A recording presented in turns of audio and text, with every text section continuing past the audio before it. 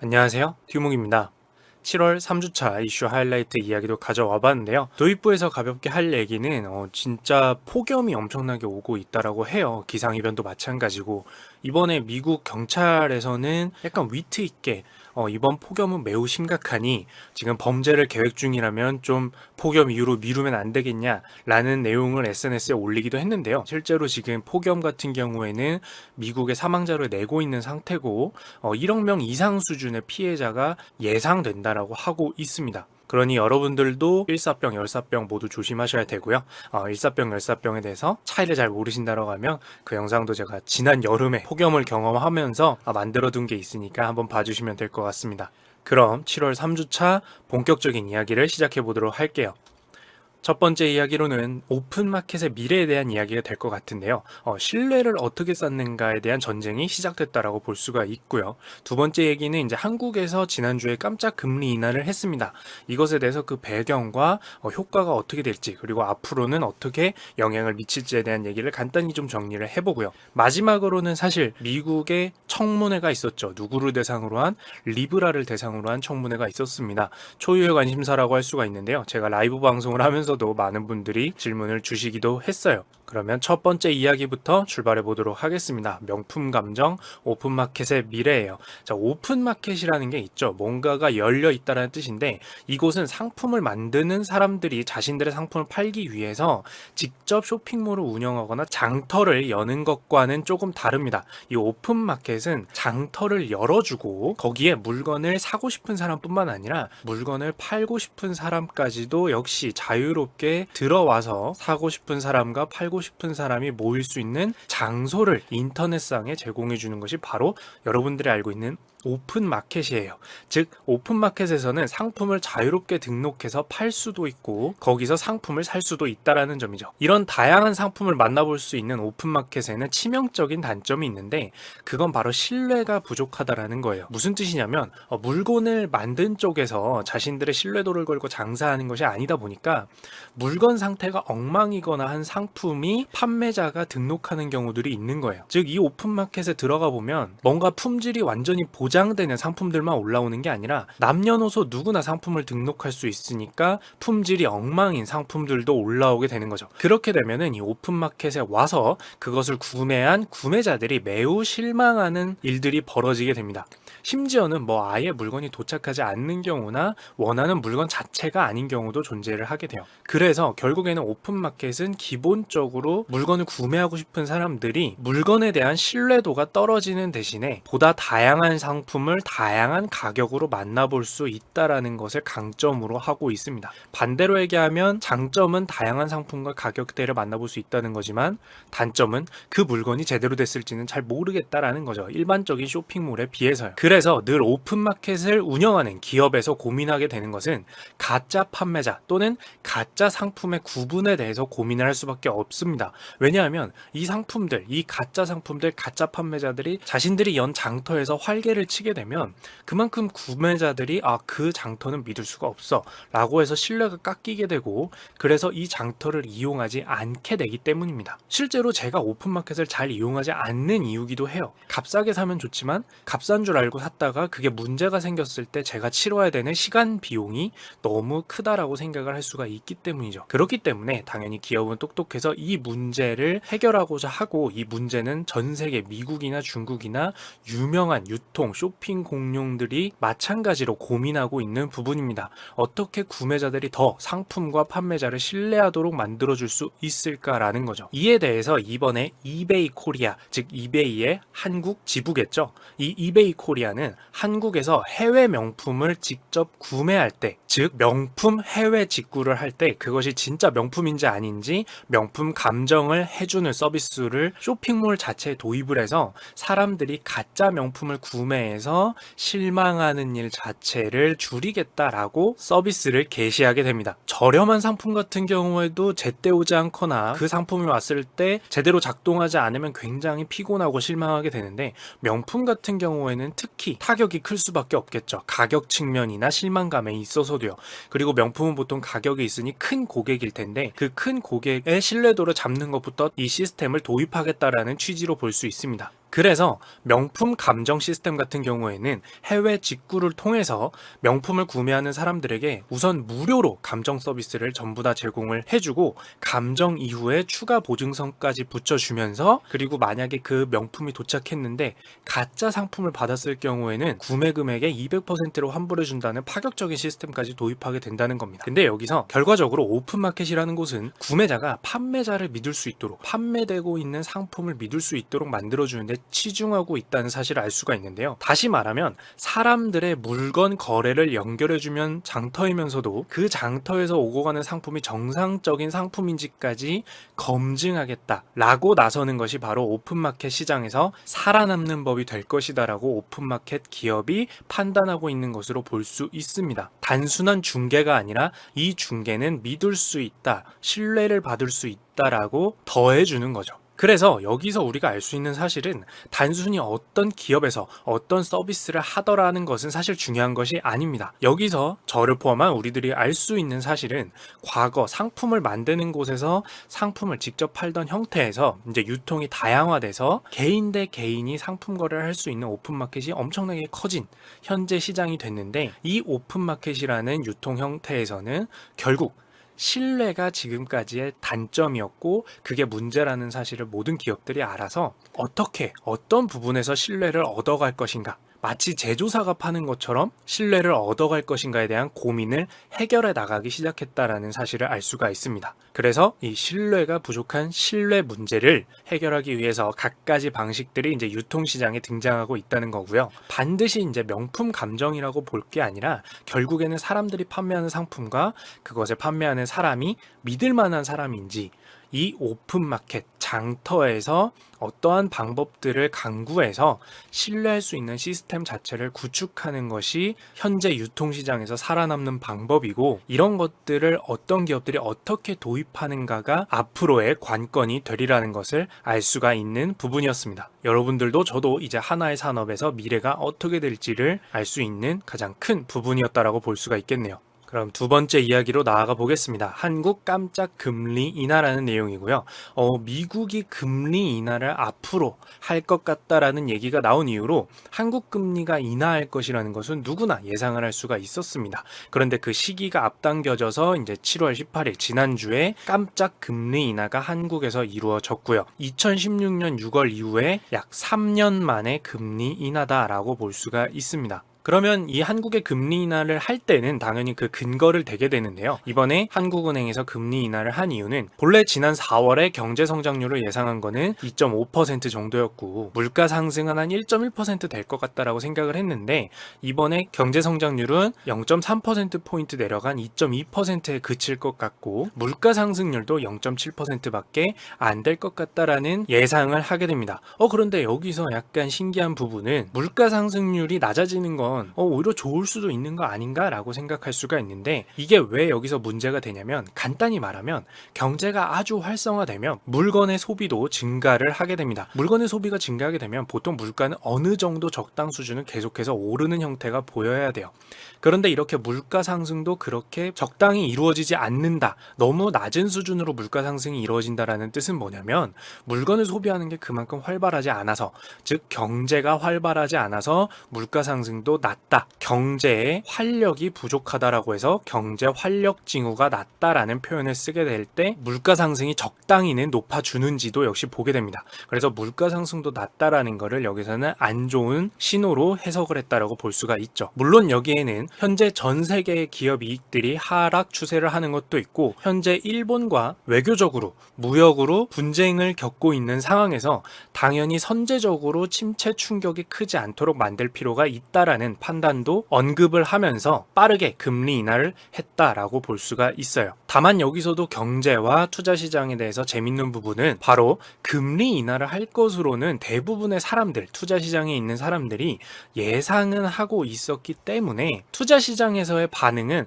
갑자기 했네라고 놀라기는 했으나 속으로는 어차피 하긴 할 거였지라고 생각을 해서 금리 인하를 깜짝 발표한 거에 비해서는 투자 시장의 반응이 그렇게 화들짝 놀래지는 않았습니다. 이게 이제 투자 시장에서 매우 중요한 서프라이즈, 예상되었냐 아니었냐의 중요성인데요. 아무래도 진짜로 놀라운 것이어야 시장에 크게 반응하게 된다는 것을 여기서도 알 수가 있는 거죠. 아무래도 미국이 금리 인하를 결정하고 나서 한국이 금리 인하할 것은 어느 정도는 당연히 생각하고 있었기 때문에 그렇게 놀라지 않았다. 증시가 그렇게 크게 오르진 않았다라고 볼 수가 있습니다. 바로 이런 것 때문에 미국에서도 투자 시장에서 경제 정책을 너무 기대하면 적당히 기대해라 라고 말하는 이유이기도 하죠. 그리고 여기서 반드시 짚고 넘어가야 될 중요 포인트가 하나가 있는데요. 바로 한미 금리 역전 현상은 계속될 것이다 라는 걸 알 수가 있다라는 겁니다. 자, 한미 금리 역전 현상에 대해서 잘 모르시는 분은 제가 짤막하게 설명해 놓은 다른 영상을 오른쪽 위에서 클릭해서 봐주시면 될 것 같고요. 한국은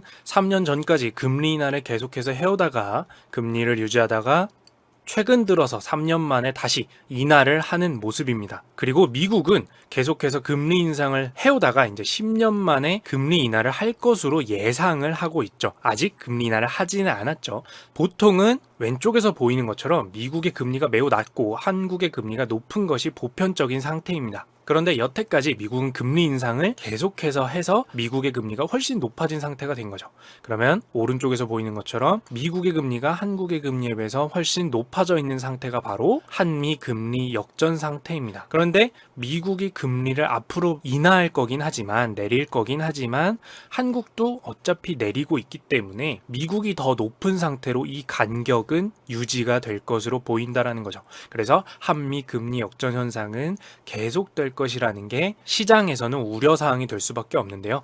왜냐하면 그냥 쉽게 생각해서 한국의 예금 이자가 더 안전할 것으로 보이는 미국보다 더 낮으면 더 안전한 미국이 이자도 많이 주니까 미국으로 예금하러 가야지 라는 식으로 돈이 빠져나갈 여지가 있기 때문입니다. 물론 금리는 단순히 이것만 보고 결정하는 것은 아니지만 이런 한미 금리 역전 현상이라는 이슈도 계속되고 있다는 사실을 알아두시면 더 좋을 것 같아요. 그리고 이 얘기에 더해서 우리 실생활에 더 와닿는 얘기를 하나 더 해드리고 마무리를 하자면, 자, 한국의 금리가 내린다라는 뜻은 뭐죠? 우리한테 직접적으로 영향이 있는 건 예금이나 적금 그리고 대출의 이자가 내려간다라는 뜻이죠.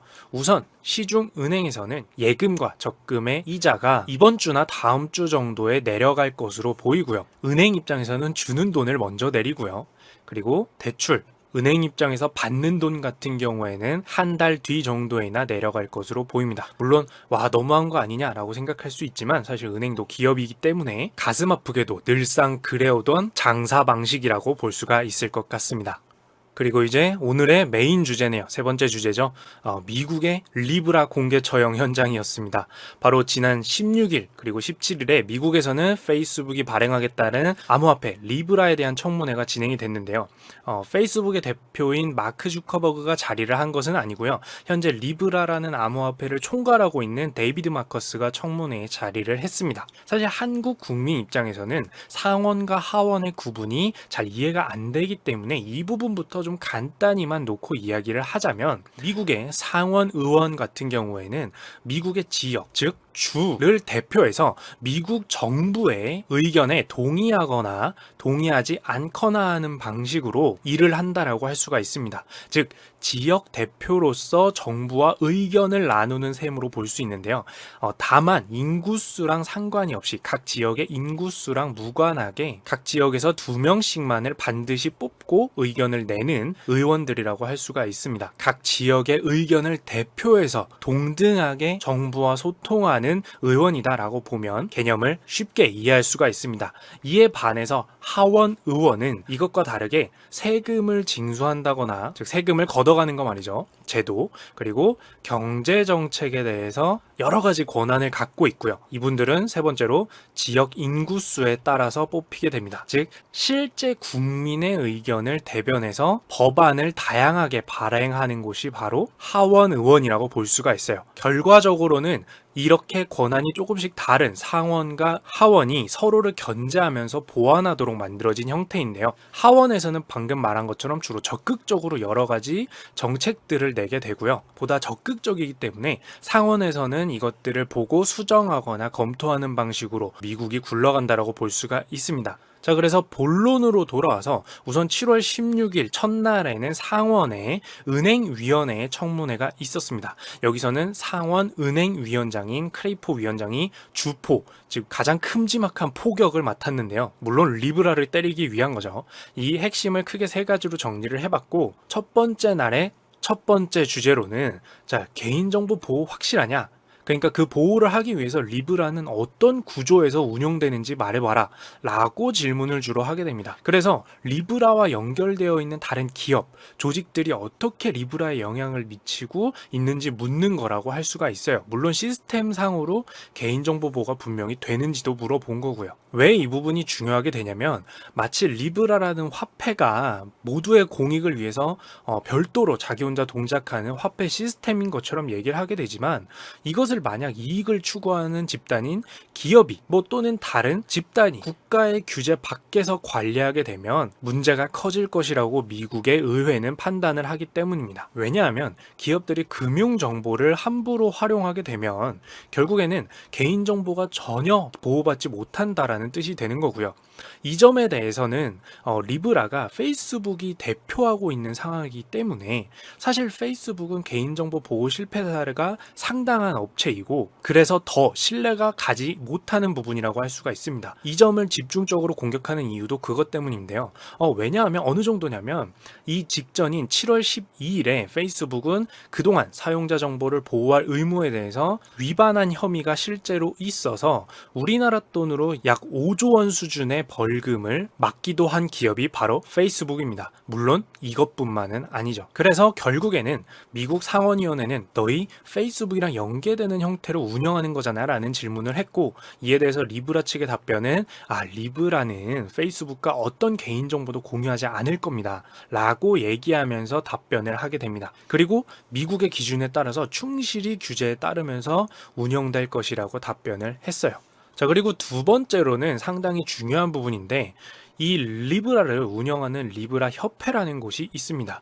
근데 이 리브라 협회가 이익을 추구하지 않는 단체다라고 주장을 현재 하고 있는데요. 이에 대해서 미국 의회는 리브라라는 암호화폐는 분명히 수익이 발생하는 비즈니스다라는 점을 계속해서 짚고 있습니다. 여기서 중요한 게 뭐죠? 이익을 추구하는 집단이 운영하게 되면 이익이 되는 방향으로 운영하지 전 세계의 어떤 국민들의 편의성과 이런 것을 위해서 운영한다라고 기대하긴 힘들기 때문입니다. 자, 그러면 이에 대해서 우리도 리브라가 실제로 수익이 어떻게 발생하는 거길래 이렇게 질문을 하지? 라고 궁금할 수가 있겠죠. 그래서 준비를 해봤습니다. 리브라는 어떻게 수익이 발생하고 어떻게 돌아가는 시스템일까? 자, 우선 리브라에 대해서 제가 지난 영상에 스테이블 코인이라고 해서 설명한 부분이 있는데, 그 영상을 오른쪽 위에서 클릭해서 한번 봐주시면 보다 쉽게 이해할 수가 있으니 꼭 봐주시고요. 자, 그러면 여기서는 그거를 이해하고 계신다라는 전제로 설명을 하면, 자, 암호화폐 코인 리브라는 바로 세계의 많은 자산들을 기반으로 해서 발행이 되게 됩니다. 즉 100만 원이라는 세계의 여러 가지 자산들이 창고에 있을 때만 그 100만 원어치에 해당하는 리브라가 발행되는 형식인 거죠. 그러면 실제로 세계의 다양한 자산들이 이제 창고 어딘가에 저장되어 있게 되고, 이게 바로 리브라를 발행하기 위해서 보관되어 있는 자산, 리브라 리저브라고 불립니다. 자, 그런데 이 결국에는 리브라라는 코인을 발행하기 위해서 이 자산을 어디선가 구해와야 된다는 거잖아요. 공짜로 누가 주진 않을 거 아니에요. 그럼 이 결국에는 이 자산을 사와야겠죠. 세계의 다양한 곳들에서. 그러면 돈이 필요하게 됩니다. 그럼 이 돈은 어디서 나오느냐? 어디서 갑자기 뿅 하고 나오느냐? 당연히 그건 아니고 이 리브라라는 암호화폐를 운영할 리브라 협회에서 투자자들에게 돈을 받아서 그 돈으로 실제 세계의 다양한 자산들을 사서 보관하는 형태가 됩니다. 그래서 투자자들에게 돈을 받은 만큼 창고 안에 자산을 넣어두고, 그게 100만 원어치라면 이제 그 100만 원어치에 해당하는 리브라가 발행될 수 있게 되는 거죠. 자, 그런데 이때 최초에 투자금을 준 이 투자자들은 대체 뭐가 좋을까요? 왜 투자를 한 걸까요? 당연히 이유가 있어야겠죠. 이 투자자가 준 돈으로 세계의 다양한 자산인 리브라 리저브를 잔뜩 사서 창고 안에 넣어두는데요. 이때 만약 이 자산들의 가치가 오르면 투자 수익이 발생을 하게 됩니다. 그러면 이 투자 수익을 바로 투자자들에게 분배를 해주게 됩니다. 그런데 이때 모든 투자 수익을 다 투자자들에게 돌려줄까요? 그건 아니겠죠.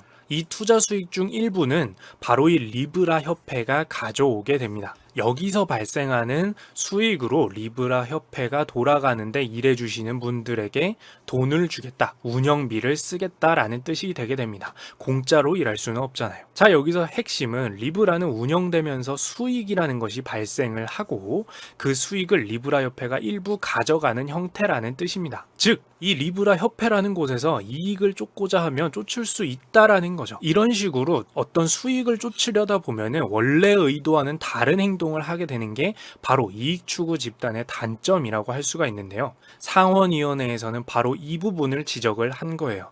리브라 협회는 수익을 발생시키거나 얻지 않는 비영리 단체가 아니라 이 리브라 협회라는 곳은 분명히 수익을 발생시켜서 운영되는 형태다. 즉 수익을 쳐다보는 만큼 리브라가 완전히 세상을 위해서 돌아가는 것처럼 말할 수는 없다라는 점을 지적을 한 겁니다. 이에 대해서 리브라의 대답은 사실 간단하고 되게 원론적인데, 자, 여기서 얻는 투자 수익은 단지 운영 비용으로 쓸 뿐이고, 그리고 앞으로 리브라가 발전하는데 사용할 것 뿐이다 라고 대답을 하게 돼요. 즉 리브라를 좋게 만들기 위해서 어느 정도 현실적으로 업데이트도 해야 되고 이러니까 그걸 위한 수익으로 쓸 뿐이다 라고 말을 하는 거죠. 자, 그리고 세 번째로는 이제 자금 세탁 방지, 테러 자금 지원 방지와 같은 이런 범죄에 대한 이용을 방지하는 것들을 명확히 해낼 수 있는지를 질문을 했습니다. 이 부분이 굉장히 중요한데요. 결국 블록체인 위의 코인이 실제로 화폐처럼 사용될 수 있는 경우에는 이 화폐가 정확히 추적되고 누구로부터 누구에게 가는지 추적할 수 없다면 범죄에 사용될 가능성이 아주 높기 때문입니다. 이것에 대한 답변 역시도 심플했는데요. 리브라 측 같은 경우에는 이제 제시하는 모든 규제와 규범들을 따를 것이다라는 답변을 했습니다. 사실 이 부분은 이제 개발하고 있는 리브라의 시스템 자체를 미국의 은행연합회 같은 곳에서도 같이 연구를 하고 이게 충분히 여러 가지 것들을 막을 수 있는지를 함께 연구한다고 하니 시스템이 만들어지는 단계에서부터 확인이 필요한 부분이라고 할 수가 있습니다. 자, 그래서 여기까지 첫날에 문제 제기가 이루어진 것만 봐도 현재 어떤 의미에서 암호화폐라는 것이 위험성을 갖고 있는지 또는 문제가 될 수 있는지를 알 수가 있는데요. 느끼신 분들도 있겠지만 명확하게 리브라 그 자체가 문제다라는 것뿐만 아니라 미국에서 사회적으로 페이스북을 못 믿겠다라는 것이 묻어 있다라고도 볼 수가 있습니다. 정말로 이익을 추구하는 기업이 마치 세계를 위해서 일하는 것처럼 하는 게 믿어지겠냐? 라는 느낌인 거죠. 그래서 이튿날이었던 하원위원회에서의 청문회 같은 경우에서는 이 점이 더욱 여실히 드러나게 되는데요. 하원 금융서비스 위원장은 리브라를 전면 금지하는 내용의 법안을 제안하기도 할 정도였습니다. 기억하시나요? 하원 의원은 각종 법안을 많이 적극적으로 제안하는 곳이었죠. 그런데 이런 곳에서 법안으로 저걸 막아야 되는 거 아니냐라고 언급할 정도니까 엄청나다라고 볼 수가 있어요. 그리고 이 리브라에 대한 걱정을 가혹한 평가 를 보여주는 것이 이 하원 청문회에서 나온 내용 중에서는 리브라의 잠재적인 파괴력을 9.11 테러만큼에 비교하기도 했습니다. 즉 직접적으로 테러가 일어날 거니까 라는 뜻이 아니라 금융경제에 문제가 생기면 정부가 나서서 이것들을 통제함으로써 문제를 해결할 수가 있습니다.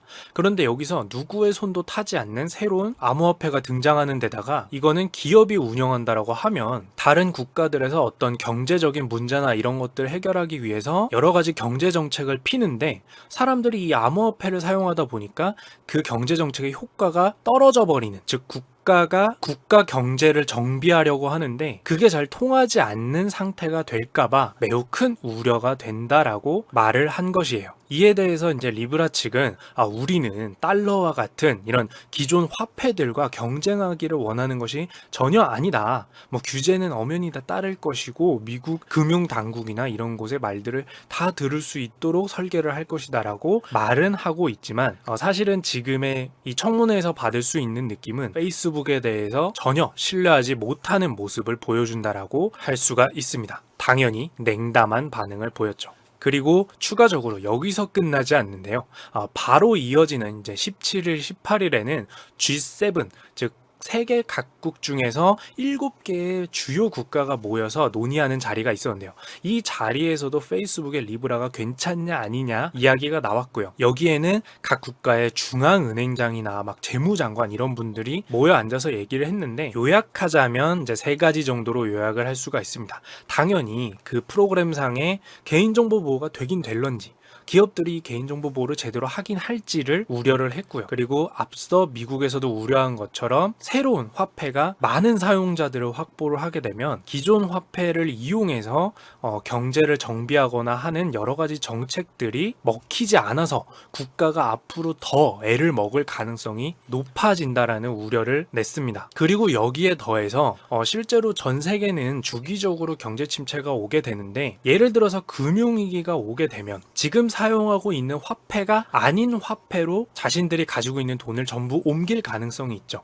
그때 리브라로 모두 다 돈을 환전해 가서 기존의 화폐들이 상당한 위기를 겪을 가능성을 더욱 키우는 일이 되지 않을까라고 합니다. 즉 이렇게 어떤 곳이 위기를 겪을 때 거기서 돈을 빼서 다른 곳으로 옮기는 행위를 뱅크런이라고 하는데요. 국내에서는 이제 저축은행 사태나 동양 사태 같았을 때 그 기업에서 돈을 빼서 다른 곳으로 옮기는 뉴스에서 볼 수 있었던 것이죠. 이게 세계적인 단위에서도 일어날 수가 있게 된다라는 우려가 나타나게 됩니다. 이것에 대해서 조금 와닿는 자료가 있어서 얘기를 해보자면, 페이스북의 예상 사용자가 이제 23억 명 정도가 된다라고 하는데, 이들의 10%만 그들이 보유한 은행 예금을 페이스북 리브라로 갖다 바꾸면 그 돈이 자그마치 2조 달러, 약 2,400조 정도가 전 세계 금융시장에서 빠져나가서 페이스북의 리브라로 갈 수도 있다라는 이야기가 된다는 거죠.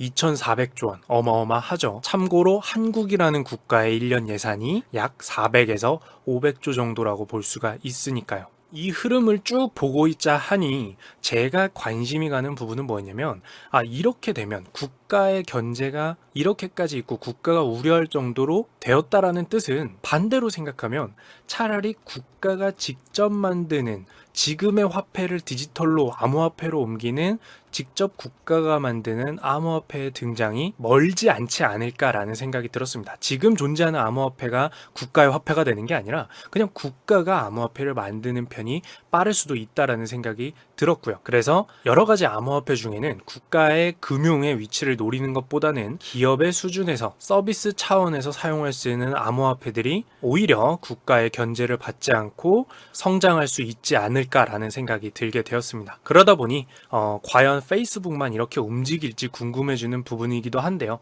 페이스북보다 신뢰가 있으면서도 사이즈가 조금 작은 기업이나 그룹에서는 충분히 노려볼 만한 비즈니스가 아닐까라는 생각이 들게 되는 부분이었습니다. 전 세계에서요. 현실적으로.